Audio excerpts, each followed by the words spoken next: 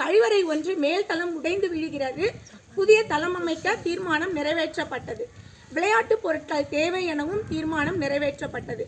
மாணவர்கள் 65 பேருக்கு ஒரு 15 பேருக்கு தான் பெஞ்ச் டெஸ்க் இருக்குது. மிச்சம் உள்ள 50 பேருக்கு அந்த பெஞ்ச் டெஸ்க் தேவை என தீர்மானம் நிறைவேற்றப்பட்டது.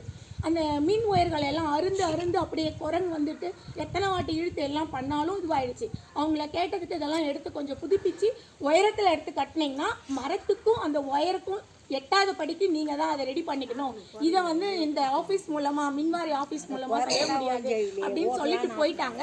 ஆனால் மின்சாரத்துறைக்கு நாம் வலியுறுத்தி தீர்மானம் மூலம் சொல்லும்போது அவங்க தான் அதை செய்யணும்னு சொல்லிட்டு தீர்மானம் நிறைவேற்றப்பட்டது. குழந்தைகளின் கட்டாய கல்வி உரிமை சட்டம் 2009 படி அனைவரும் பள்ளியில் படிப்பதை உறுதி செய்யவும் தீர்மானம் நிறைவேற்றப்பட்டது. நம்ம ஊரில் தெரியும், நிறைய பேர் குழந்தைங்கள 2 மாதம் 3 மாதம் அவர்களுடைய வாழ்வாதாரத்துக்காக தான் போகிறாங்க. அவங்களுக்கு ஒரே விஷயம் சொல்லணும், அந்த பள்ளிக்கூடத்தில் அப்படியே சேர்த்துக்கலாம். எம்எஸ் நம்பரை நான் காமன் போலில் அனுப்பிடுவேன், அவங்க ரெக்வஸ்ட் கொடுத்துப்பாங்க. இந்த ஒரு புரிதல் கூட இல்லாமல் ஃபோன் நம்பர் இல்லை, அவங்க எந்த ஊருன்னே தெரியல, கண்டுபிடிக்கவே முடியல, இப்படியெல்லாம் கூட பெற்றோர் போயிடுறாங்க. அப்போ எஸ்எம்சி உறுப்பினர்களை எல்லா ஹாபிடேஷன்லையும் நாங்கள் நியமிச்சிருக்கோம்.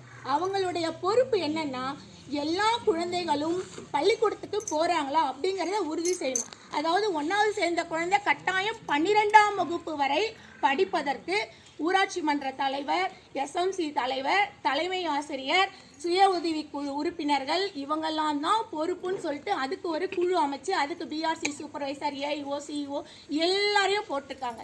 தயவு செய்து உங்கள் ஊரில் அந்த மாதிரி குழந்தைகள் இருக்காங்க, அவங்க யாருன்னு உங்களுக்கே தெரியும், அவங்கள உடனடியாக பள்ளியில் சேர்த்துருங்க.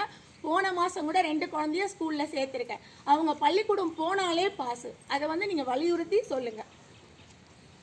இதுவரை உங்களுடன் எங்களுடைய பள்ளியின் தேவைகளை நிறைவேற்ற வாய்ப்பளித்த அனைவருக்கும் எங்கள் பள்ளியின் சார்பாக மனமார்ந்த நன்றியை தெரிவித்துக் கொள்கிறேன். நன்றி.